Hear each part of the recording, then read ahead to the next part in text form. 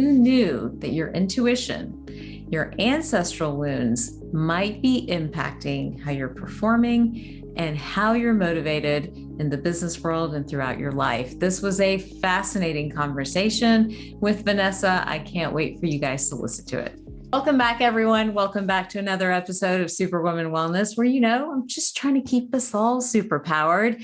And in that light, I have a very fascinating guest. One I think you're really going to love, because this is really where we are all shifting to, understanding that there's not one body, but there are multiple layers to our body. We have a physical body, an emotional body, an energetic body, a spiritual body, probably more than even I can grasp my own head around.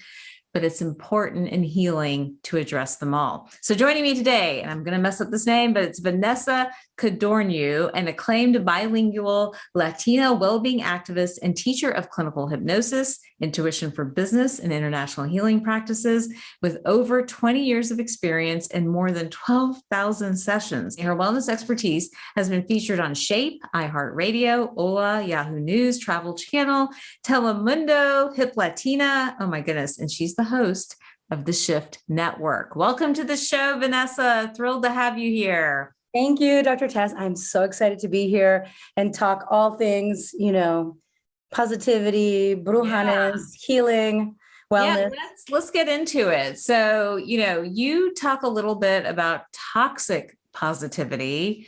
What is toxic positivity? Can there be such a thing as toxic positivity? So break that down for us a little bit. Absolutely. Well, anything when it's not in moderation, anything in excess cannot be good for us.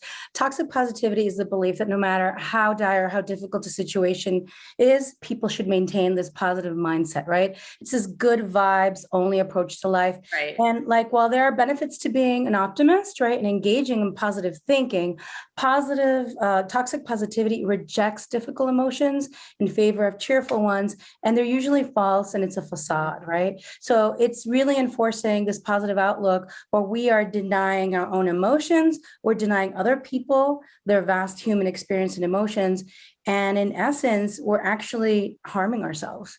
Interesting. So what are a couple of signs that what we might be displaying toxic positivity? What have you seen people do? Well, I get to speak to my own immigrant experience. My parents are from South America. I grew up with we can't afford to be depressed. We can't afford to be tired. We don't have the time for that. So over time I had to heal, yes, I can be sad. I can be depressed. I can rest. I have this right to my feelings. And so growing up in that experience has definitely been an example of it, but we hear it all the time. People who are like, oh my God, I had COVID, and they're like, oh, it could have been so much worse. Yeah. How about meeting people where they're at and saying, oh my God, how was it for you? Instead of trying to shut them down in a way. And when people do this, I don't think they're trying to harm us, really. It's their own inability to deal with their own feelings and their own worry and their own anxiety that kind of creates a projection and shuts us down in a way like, oh, okay, I don't want to deal with my own anxiety, so be quiet with yours, right? Mm-hmm. So those type of examples where, oh, it could have been worse. Please, I don't want any negative energy in my space. People do that all the time. Yeah, or you're like, oh my God, I'm so disappointed about this. And somebody just says, happiness is a choice. You can choose to feel happy. Yeah. Or even the new age, come on, who didn't grow up especially probably around our age, with new ageisms, right? We came into the 80s, the 90s with all these books that kind of told us that we could think or affirm our way into good health. Now, right? Even into the perfect career, perfect mate, you can attract it. You just have to be positive. But, so many people will do that, but nothing happens. There's that block, what's happening there. Absolutely. And something that I wrote the other day was we're in love with the fruit, but we ignore the root, right? The fruit of the action. We want the outcome, this amazing career, this amazing love life, sex life, health, whatever it may be, but we don't want to go down into the roots of the earth, right? Our own earth, our own existence, our own psychology, our own subconscious, and really look at the multi-level reasonings or experiences or trauma that we may have had that are bringing up what we're experiencing. I could also share that, in 2020 for me, I lost half my family. I lost not from COVID, from Yeah. different reasons. My dad passed 4 months later. My mom, Oh my God. 4 months. Yeah, terrible. 4 months later, my youngest brother. So I have a sister and a brother left. No. It was really intense. Thank you. Thank you. But I knew that it was going to happen before it happened, being right, also an intuitive and a medium. That didn't mean that it minimized it. And while I was losing my family, I also wound up buying our first home, wind up rescheduling our wedding, wind up tripling my business, and my school went off the charts, right? And so incredibly terrible things, incredibly positive things. But people said, well, how did you not get sick and how did you manage this? I was like, because I cried every day. I was like, I felt my feelings. I did my rituals. I did my ceremonies. I let myself weep every day. And then I didn't go into a depression, understanding birth, death, rebirth, that's my beliefs, my belief, my mindset. Right. But I allowed myself to feel loss. I allowed myself to go into the depths of what it meant to, even if I could sense my family spiritually, that I'm not going to hug them again in this life, right? Yeah. Yeah. And so that's where toxic positivity, if I had covered that, I'm fine, I'm a spiritual healer and this is what I do, and I would have covered it up, I don't know that I would be in this whole place that I am now. And I think that in general, we've been guided to believe that wholeness means we're always happy. Right. Like the love and light, let's love and light it to death. The truth is that human experience, in order for us to feel the highest of the highs, the greatest of passions, the greatest of like expansion and joy, we're also going to feel loss. We're going to feel grief. We're going to feel disappointment, sadness, confusion, lack of clarity, and like, what the F am I doing here on earth, right? So there's like this big range. Wow. So powerfully said. And I think that's so true because I think even in relationships and work experiences, we sort of do the surface business, right? Like, it's about pleasure, it's about support, it's about, companionship, but that root, right? Like really getting down and uncovering like your inner desires, your motivations, your disappointments. That's hard work, right? And many of us have been taught or trained to cover that up. So how do we get to that root? How do we go down there and pull it all back out?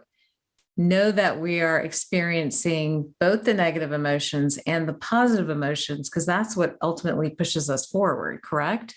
Absolutely. And the thing is, like, we have been taught to hide because we've been taught that it's negative, you're Debbie Downer, you're going to depress people. Nobody wants to be with somebody who's having problems. Mm-hmm. And I will tell you that after the third person in my family passed, a lot of people were not reaching out to me. Now, my students were reaching out to me. My colleagues online were reaching out to me. Some friends were actually terrified. They're in the same age group. And they're like, oh my God, what if that were to happen to me? And I forgave them. I got over it. I just really stayed in the space of, I will receive who is ready to receive me.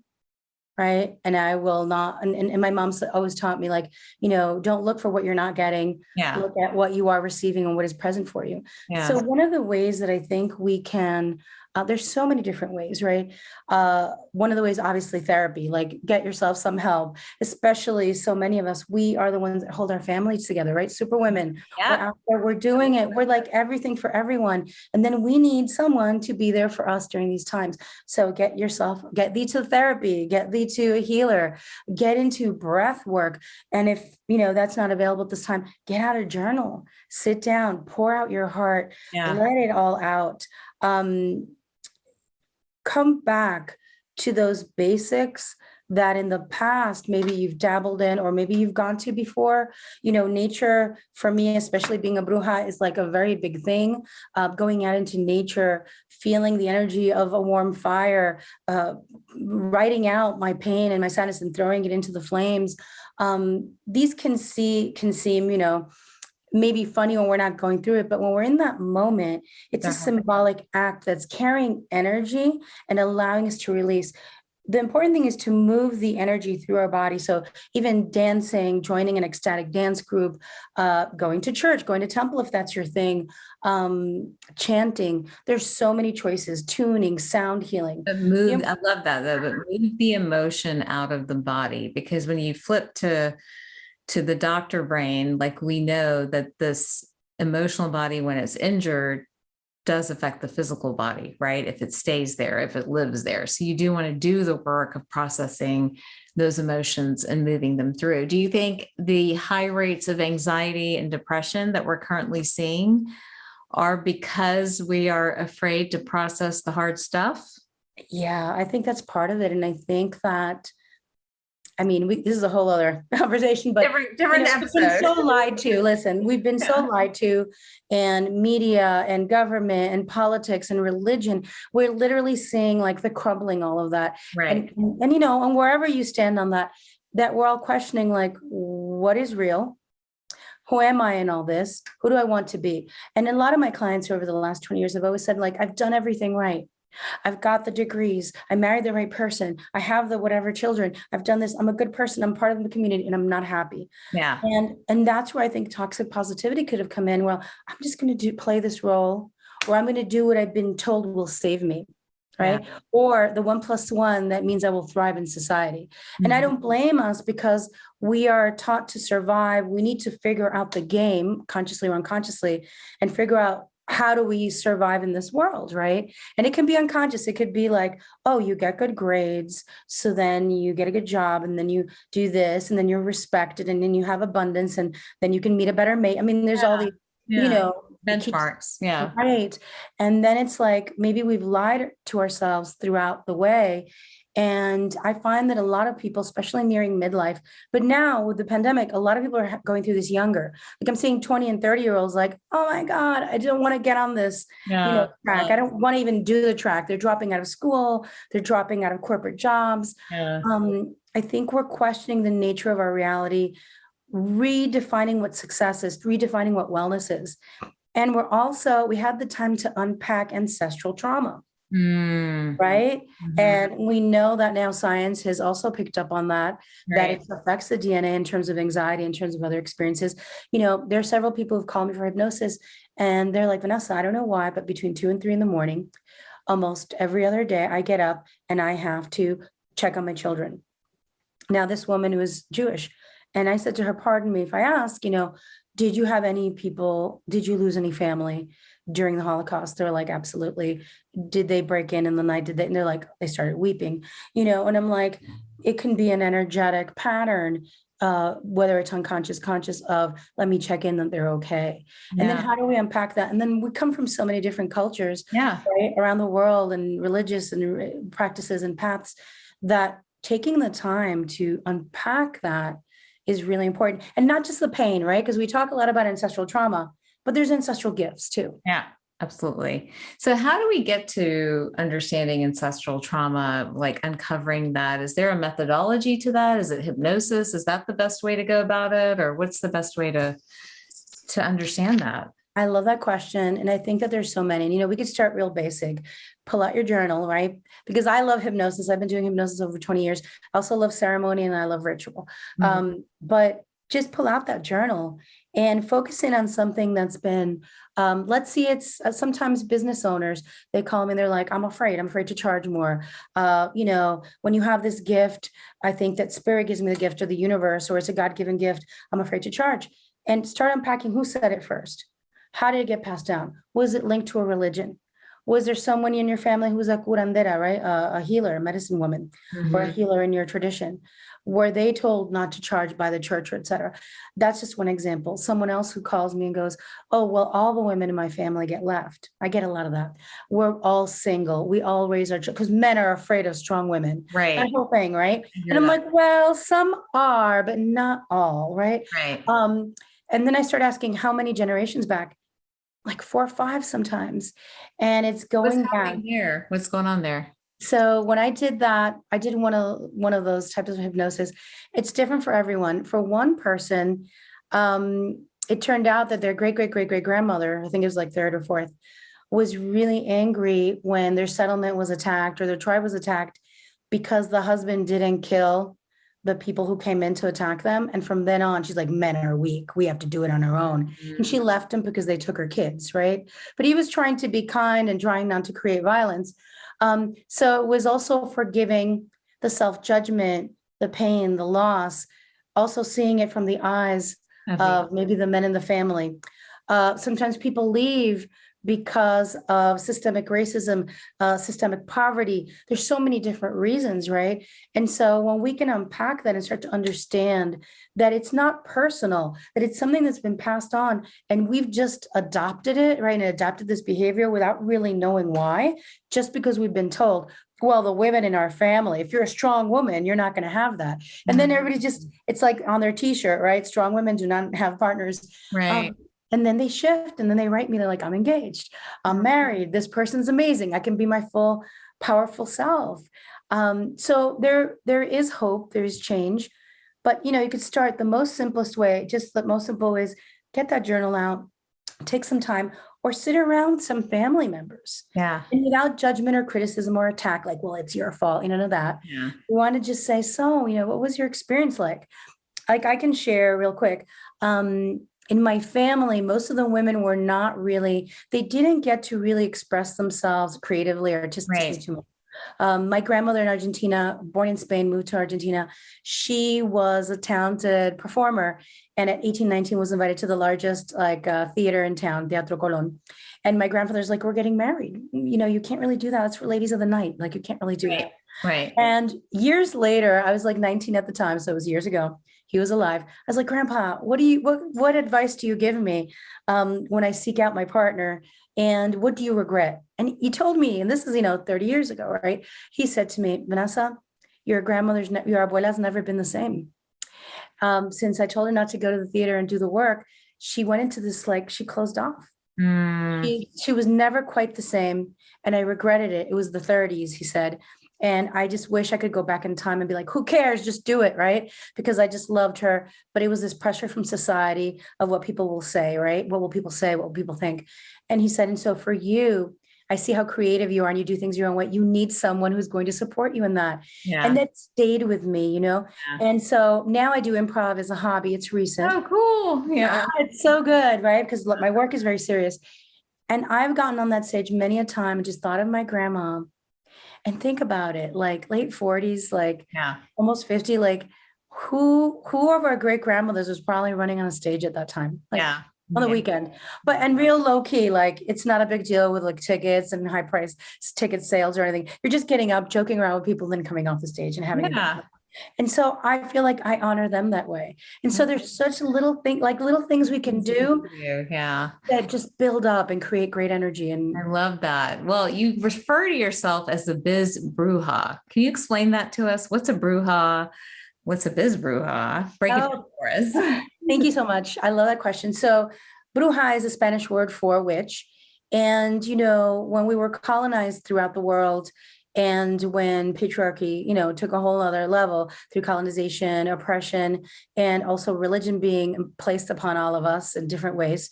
Latin America, Europe as well and other spaces, but Latin America really took a hit where medicine women who were just practicing plant medicine, natural healing techniques connected to the earth were suddenly called witches. If you were brewing, basil tea for your throat or brewing some peppermint tea for your stomach. To this day, we celebrate peppermint oil for indigestion, I think, or digestive issues.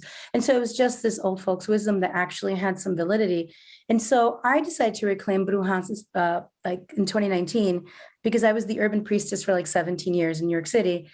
And my mom always called me mi brujita, my witch, my little witch. And that's just a thing. We know we're brujitas. And what that means to me is that you're a woman who has embraced her own definition of spirituality, that you connect to the elements of nature, that you believe in community, that you believe in collaboration over competition, right? Because brujas to me were, and you can't say bruja without saying social justice. We could talk about that in a moment. We were like, oh, Ana doesn't have any, corn. Hey, Maria, do you have this? Y Juanita will bring that. And just this collaboration of, that saying that says it takes a village to raise children.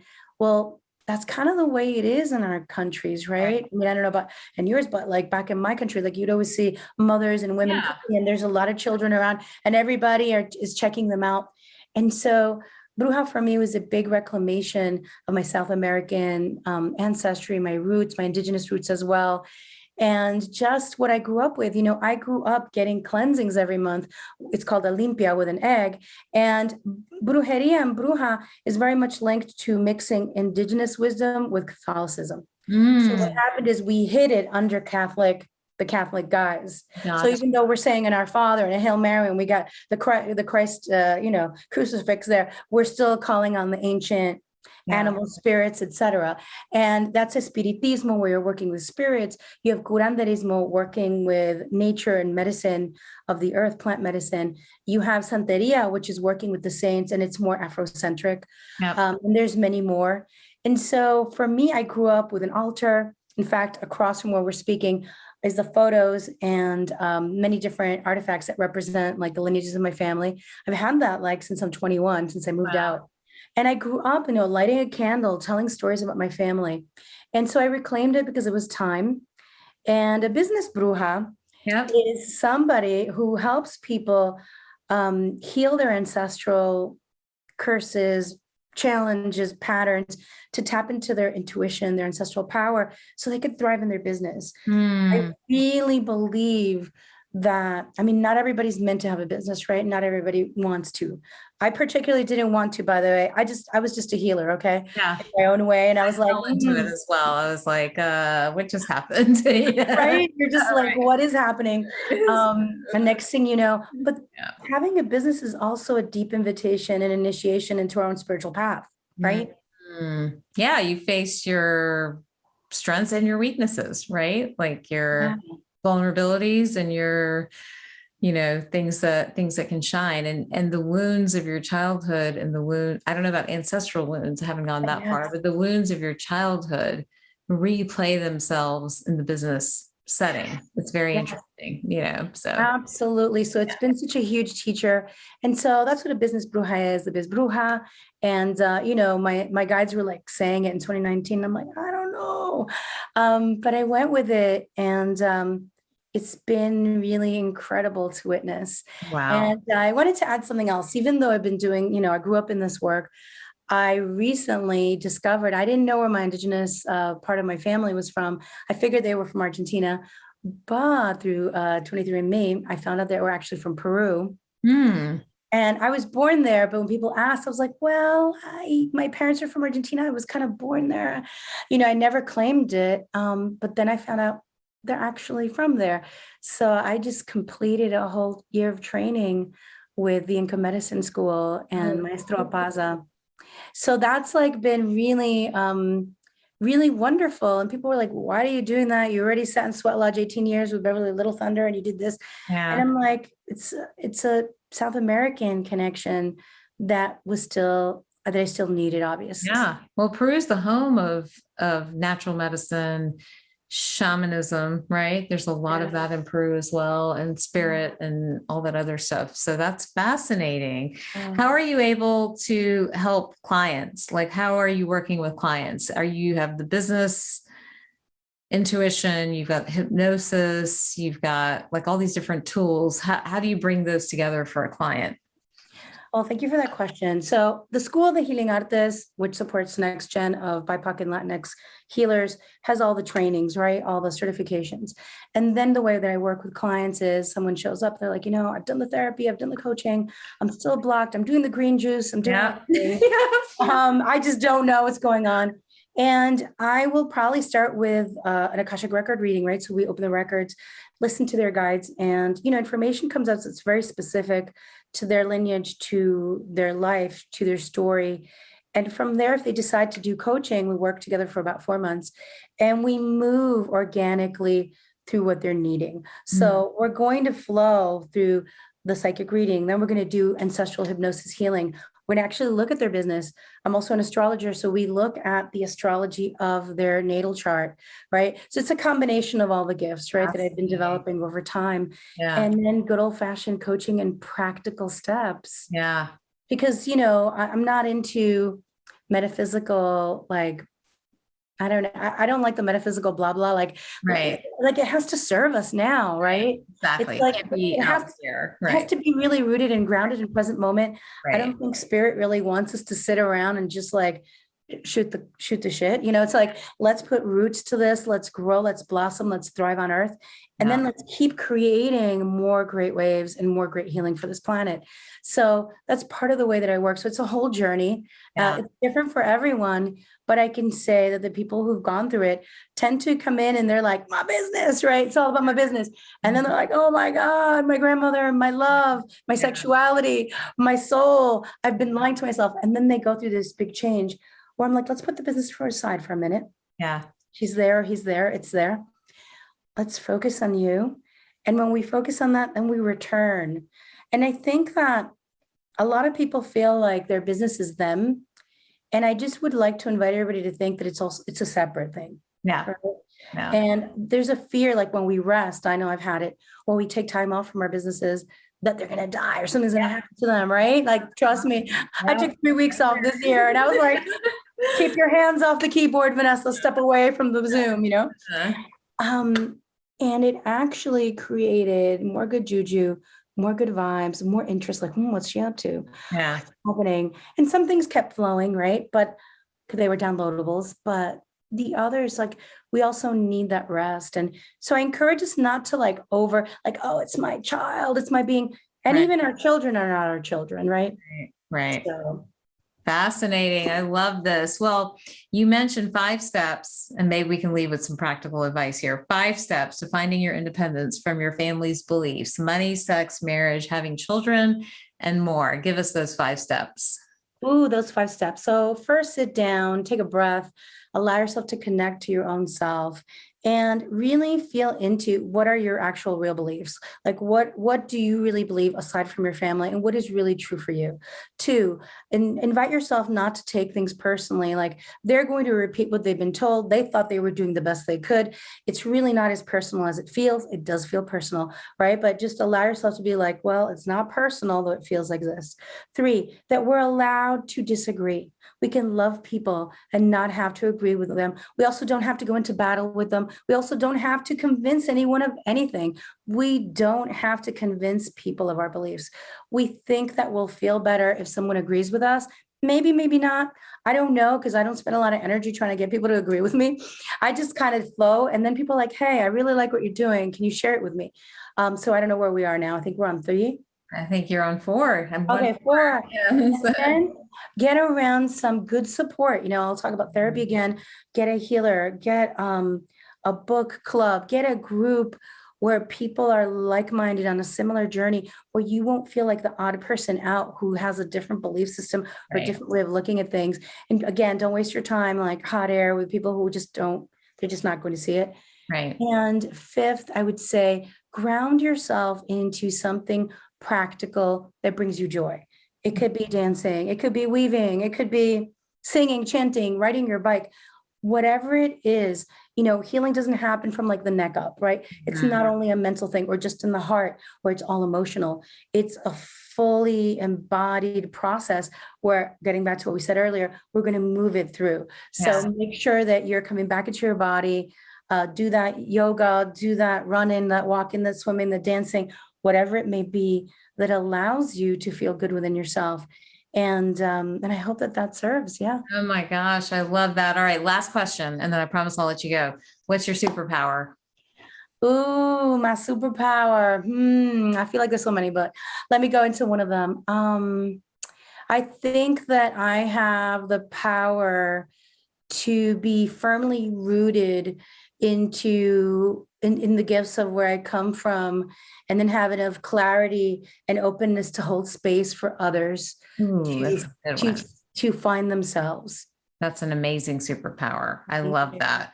Well, thank you so much for taking time out today to join me. You know that I'm so interested in the work that you're doing, and probably will connect with you on that. If anyone wants to reach out and connect with you, what's the best way for them to do that? The best way is to go to thebizbruja.com, and that's BRUJA. Also Instagram, thebizbruja. And there's a summit coming up, so I'll have all the information up soon. Okay, awesome. Well, thank you. And thanks everyone else for watching and listening to this episode of Superwoman Wellness. Remember, you can rate and review it and share it with your friends. I will see you guys next time.